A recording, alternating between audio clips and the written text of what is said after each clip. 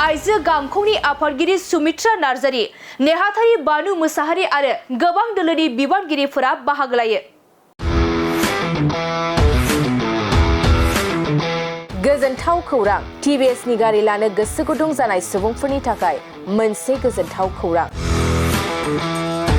चिरां जिल्ला बिजनीनि बागुरुम्बा टिभिएस गारि श'रुमा नोंथांमोननि थाखाय दुर्गा फुजानि धामाका अफार लानानै फैदों। बाइक आरो स्कुटि गारि सालायनो मोजां मोनग्रा रायजो राजाफोरनि थाखाय बागुरुम्बा टिभिएस गारि श'रुमा धामाका अफार होना नोंथांमोननि गेजेराव मोनसे मोजां खाबु होगासिनो दं। बिजनी स्टेट बेंकनि साखाथिनि CRPF केम्पनि उल्था सोनाब फारसे थानाय बागुरुम्बा टिभिएस श'रुमाव डाउन पेमेन्ट होनानै नोंथाङा टिभिएसनि गारि लानो हागोन। नोंथांमोना बागुरुम्बा टिभिएस श'रुमाव फैनानै नोंथांनि लुबैनाय बायदि टिभिएसनि गारिखौ लांफैनो हागोन। टिभिएसनि गारि सालायनो मोजां मोनग्रा रायजो राजाफोरनि थाखाय बागुरुम्बा टिभिएस श'रुमा बेनि अनगायैबो गोबां मोजां अफार लाबोदों।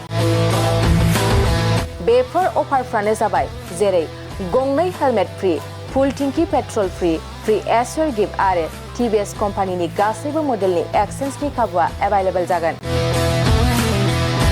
आरोबाव गुबुन मोनसे मोजां खाबुआ जादों फाइनान्स लागिरिफ्रा डाउन पेमेन्ट होनानै खम बेसेनाव टिभिएस कम्पानिनि गारिखौ लानो हागोन।